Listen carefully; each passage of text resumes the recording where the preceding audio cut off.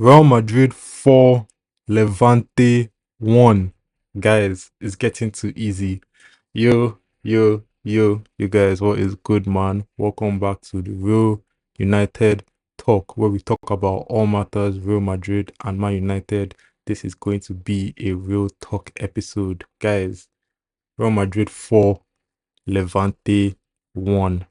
It's getting too easy, bro. It's getting too easy. Bring me a challenge. Bring on Atletico Madrid. Bring on Atletico Madrid. Even Atletico Madrid, I know a challenge this season. Bring me a challenge. Bring Barcelona. Bring Barcelona. Bring them. Who? Who? Who wants to stop us? Who? Nah, come on, man. Come on, man. Come on, man. Levante, a team that has caused trouble this season. Out there causing trouble for Barcelona. Out there causing trouble for Girona. Out there causing trouble for Real Betis. Having fast starts here and there in games. Some good players here and there. Levante. In their house. Got swacked. 4-1. Nah, stop it, man. Stop it, bro. Come on, come off it. Come off it. Like, you guys don't know that we're not playing about this season. We're not playing about this season. No, like, bro, Xabi Alonso did not come here to play, man. He didn't come here to play, and I'm here for it. But yeah, good game for Madrid. Dominant game for Madrid. Dominant game. Oh my god. Like, bro, that like most of the game was ours. I'll say maybe we had a shaky start to the game. And then we had a shaky start to the second half as well. They scored the goal in the second half. But except from that, like, we dominated the whole game. Like, I don't think they had a shot on target in the first half, if I'm not mistaken. If I can remember correctly, I don't think they had a shot on target in the first half. And that's kind of crazy. That's kind of crazy from a team that's been causing trouble all season. That's kind of crazy. I don't know, but my team might just be too goated for you guys. I don't know. Atletico Madrid were playing you on Saturday. I don't know. I don't know what you're going to do against us. I don't know.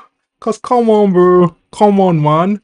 4-1, how greedy. How greedy. But yeah, let's get into the post-game review. Like I said, it was kind of like a shaky start. Just like a bit shaky, but like, we got into the game and we got going. And when we got going, we got going. Like, we saw so many changes to the team today, but we're still able to do our thing. We're still able to ball out. And I have to start off with clapping for Vinícius Jr. Oh my god, what a performance, what a goal, what a game. This is what I want to see from Vini. This is what I want to see from my baller. This is who you are. All that thing that you show us in the past, that's not who you, this is who you are, man. This is you. This is Vinícius Jr. This is that guy that we think can win a Ballon d'Or. This guy was playing some ball this game. Oh my days. Like, you could just see the confidence. It's not even about the goal. The goal is one thing. I'm going to talk about the goal. The assist from Antonio is another thing. I'm going to talk about that as well.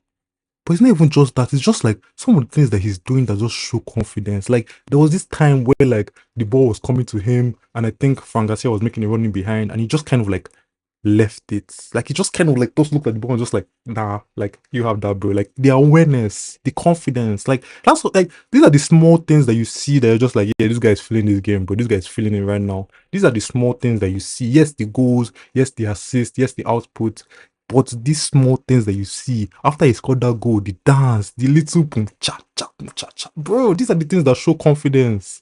These are things that show that I'm feeling this shit right now. And honestly, this is what I want to see.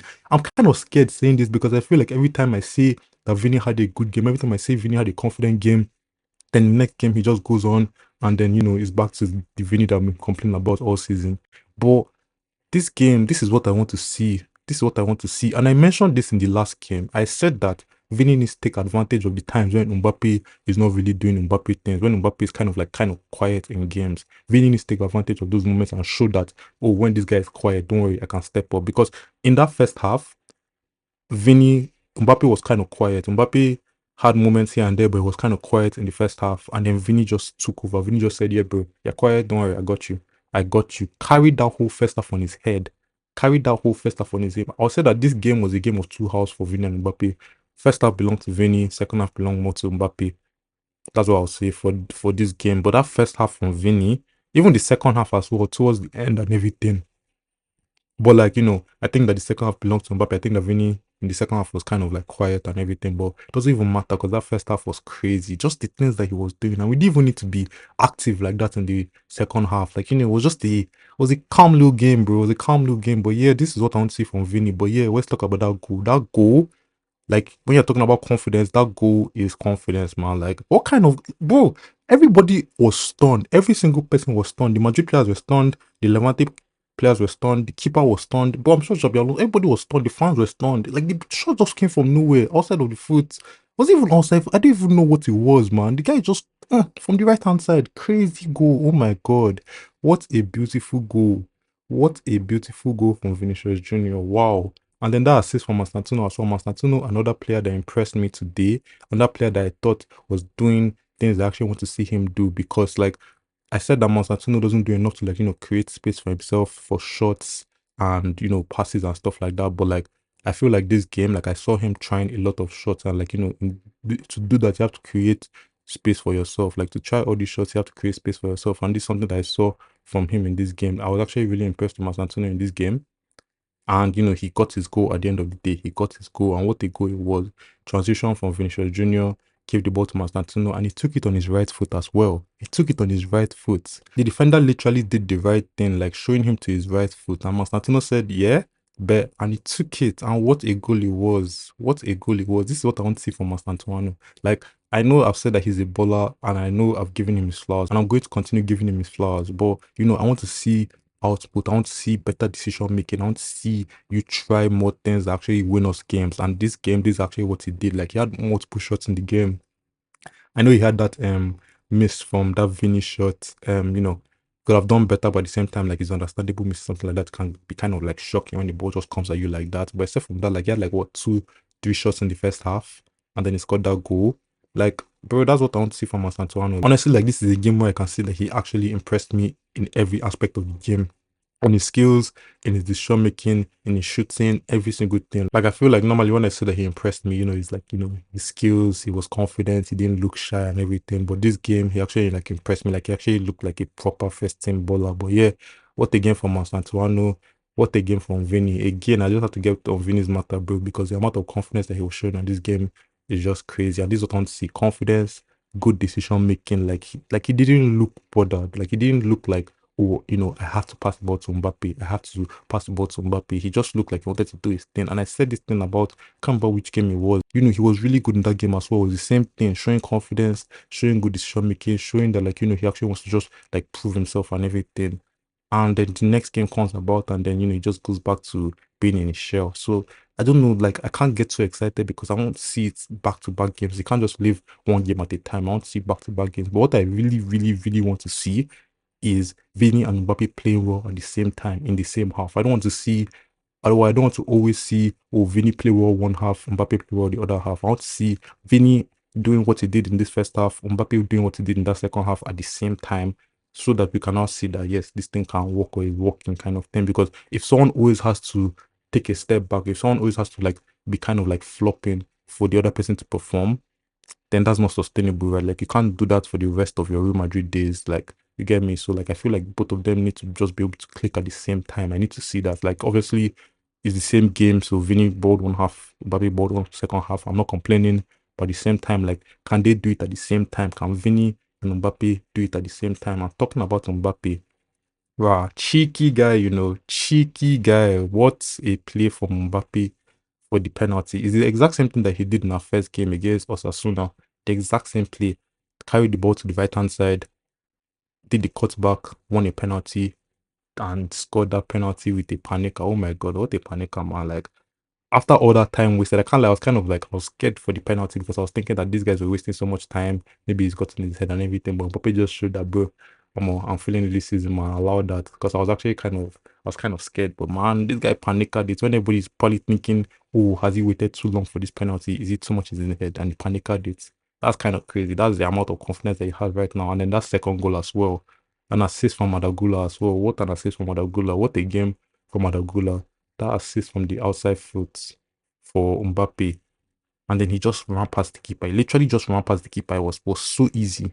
He just ran past him. It was so cheeky. Mbappe was so cheeky in that second half. It was crazy, man. It was crazy. Honestly, what a performance from the boys. Like, everybody put in a shift today. Every single person I think put in a shift. Like everybody was on a balance, like 7 and up. I think 7 and up. Now there's now someone I have to talk about, which is Val Asensio. He started this game, and he didn't look bad all game. Like he didn't look bad. And he couldn't really look bad because Levante didn't really have anything on us. Like I said, no shots on target in the first half and everything. Not really much for our defense to do, not really much for our keeper to do. So it's hard for a centre back to look bad in that situation. But he was ball watching for that goal that we conceded. Like he was literally, as but he was looking at the ball. The definition of ball watching. He was looking at the ball go up and down while the defender, or sorry, the attacker was trying to compete for the ball. It's just like Courtois was kind of shocked when he saw it. Was like, bro, what are you doing, man? What are you doing? Like, honestly, and it's in these moments, like, honestly, you can have 85 minutes game, but these moments, these tiny moments, is just what makes you look like, wow, like, can we fully trust you? Like, yes, we can trust you. Like, you have shown that, like, you're becoming more composed, kind of thing. But like, can we trust you for 90 minutes? Because like that's the thing about defenders. Like, there's less room for error. One mistake and it can cost you a goal. One mistake can cost you a game. That's the thing about defenders, right? So like, I can see that. Well, Asensio had a good game in general. I can see that, like, he looked composed in the game, but that one moment cost him. And the thing about moments like that is that big, especially as a defender, that big. If you're a defender, if you're a DM, if you're a keeper, unfortunately, yeah, like you can't have moments like that. Unfortunately, there's less room for error for you. So honestly, you need to fix up in that aspect because you can't be ball watching like that. Like when I saw that, I was kind of disgusted. I was like, bro, like you're literally looking at this ball. It's kind of crazy. But yeah, he had a decent game. I'm going to come at him in this game. He had a decent game. Like I said, everybody was like on a balance scale. And that player that doesn't normally play that played this game was Fran Garcia, who I think also had a decent game. The lineup today was actually kind of like confusing. I'm going to talk about that in a bit. But like, yeah, Fran Garcia had a decent game as well. But again, there was this moment that I saw, I think it was in the first half, where he just got like bodied off the ball. And I was just like these are the type of things that you see that you're thinking that, like, I can't trust this guy fully. That's the type of things I was saying from Fran Garcia last season. He was so easy to body off the ball, like too easy. Like he didn't have that physicality, he didn't have that upper body strength. And this is something I saw at the beginning of the game. Like he just got bodied and literally just fell shoulder to shoulder. And that's the thing I haven't seen from Alvaro this season that I just saw from Fran Garcia. These are the moments, like I said, that determine games. That's something that they can do against Barcelona. And then, next thing you know, Lamine is still on go and he scores. Like, you get me? Like, this type of moments, as much as, like, it's hard to stay perfect for 90 minutes, unfortunately, there's just some positions on the pitch that, like, you are judged on that one moment rather than, like, 89 minutes of the game. So, you can have a good 89 minutes, 1 minute of an error, you are judged on that one moment. That's the unfortunate truth about defenders, DMs, keepers, all those positions that, like, if you lose the ball, it can directly lead to goal, unfortunately. So, we didn't consider a goal from that play or anything like that, but like it was just too easy to body him, and that's something I don't want to see. That's something I hope that he works on more, just so that we don't have to see that again, just so that I can have more faith in him. Because like if I tell me that just anybody can body him, then like why would I trust him, right? But like he had a good game as well. I don't have too many complaints. Ceballos also played this game next to Valverde in midfield. Again, just a confusing lineup, but Ceballos looked decent and he actually looked good, not even decent. He actually looked good. Like, I think that Ceballos actually played a good game, and I've said it in the past. I like Ceballos. I think he has fight to him.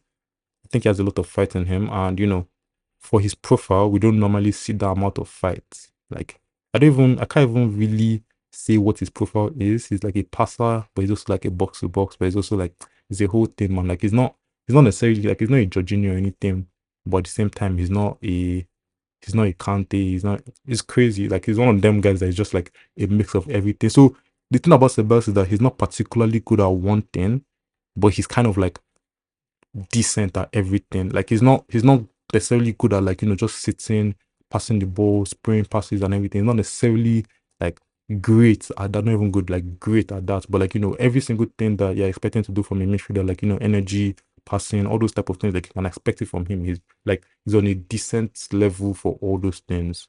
You get me? And he has the aggression in him and everything, and that's something I like. So I think he had a good game, man. I think Ceballos had a good game today.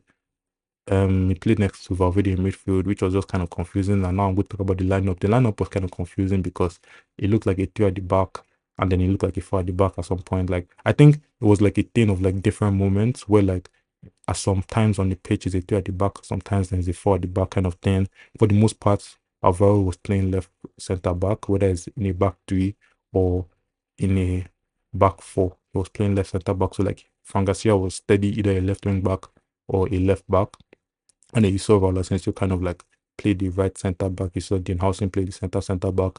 And then you saw Valverde just playing in midfield, but like in some moments maybe cover that right hand side a bit more kind of thing. Like I saw it in one of the transitions. I think in transition we're setting up in the back three kind of thing. I think that's what I saw. But I think for the most part of the game, we're like in a back four. It was confusing, but like, I saw what they were doing. And like I said in the last episode, it's nice to see that Xabi Alonso had these different approaches for different games. Nice to see that he's still willing to like experiment and see what best works for this team. Or not even necessarily experiment at this point. Maybe he's just a manager that will change his formation for every single game. Not necessarily even change the formation, but change tactics for every single game. Maybe depending on what Levante have to offer versus what Girona have to offer versus what Real Betis have to offer. Maybe he'll change his tactics, his approach to the game for every single game. And that's what I want to see. I want to see that dynamism from my manager. And that's what I'm seeing from Alonso. So kudos to him for having the balls to do all those changes. Kudos to him for just, just steady doing his thing, man, and not allowing anybody to stop him from doing his thing. But yeah, it was a good overall performance from Real Madrid. I don't have any complaints. I'll say that, like I said, we started a bit shaky in the first half. And then we started a bit shaky in the second half, and then we ended up conceding a goal. So, we do need to like close up in those moments, make sure that we're never falling asleep, because like in bigger games it can cost us. And we do have a big game coming up in Atletico Madrid. Obviously, Atletico Madrid have not really been on it this season. They're playing for Vallecano tomorrow, or by the time this episode comes out today, and that can be a confidence boost for them if they do win. So like we'll see how that game goes, but they're really not on it this season like that. So let's see how that game goes. But I think that this was a very good game from Madrid. I think it was a very dominant game from Madrid. Like I don't think that Levante had so much on us, except from the goal, except from that moment in first half. I don't think that they had so much on us, and we just shut them down. And that's what I want to see from us. That's what I want to see. I want to see us shut teams down. I want to see teams not have any answers to the questions we're giving them. Like that is what I want to see. And then obviously we saw like one or two things happen. We saw Bellingham come on, played more minutes in this game than the last game. Played up to 20 minutes, came on like the 70th minute. And then when he came on, he kind of played calm. Adagula shifted to right wing. And Tchouaméni came on as well, and he played next to Ceballos. So that was kind of interesting to see. That one of the things that Xabi Alonso is willing to test out is Adagula on the right and Bellingham in calm. Honestly, left to me, I wouldn't really do that, just because like I said, like I don't want to mess with that balance that Mastantuano and Adagula create. If you notice the stats here, like if you see the stats in that game, most of the attacks are from the left hand side and from the center because of Vini and Mbappe, right? So the only attacks that we are getting from the right, obviously we had that Mbappe penalty that he won, but like most of the attacks coming from the right are from Mastantuano. And the thing with Adagula playing at the right is that he's going to want to invert a lot and stay in that midfield. I know that Mastantuano does the exact same thing, but he doesn't do it as much as Adagula would, kind of thing, because Adagula is becoming more of a calm slash CM rather than like a calm slash right winger. So he's good to invert a lot. I want to get enough attacks from that right wing, and that can kind of like affect our balance. So I don't want to affect that balance that we have right now. So I do think that a box-to-box role will be better for Bellingham, or like will be better for the overall team than Bellingham playing in calm and then pushing Adagula to like right wing, or maybe benching either Mastantuono or Adagula. Like obviously Adagula is not looking to be benched anytime soon. So probably Mastantuono, but I'm not really feeling the whole Adagula right wing thing. Obviously, it can change with time. I mean, we saw Adagula start playing CM all of a sudden, so it can obviously change with time, but I'm not really feeling Adagula in right wing. So yeah, I think that obviously we're in the testing phase still, so we'll see what Xabi Alonso cooks up with that. But yeah, I like what I saw in this game. Like I said, dominance, and Atletico Madrid next. Atletico Madrid, we're ready for you. Are you guys ready for us? We'll just have to wait and see. But what did you guys think about this game? Let me know in the comments. What do you think about Vini in this game? Who was your man of the match? And what do you think the score is going to be against Atletico Madrid? Let me know all of that in the comments. But with that comes the end of this episode. Thank you guys again for tuning in. I really appreciate it. And I'm going to try and stay consistent, keep on pushing out episodes. And I just hope to see you guys again next time. Safe.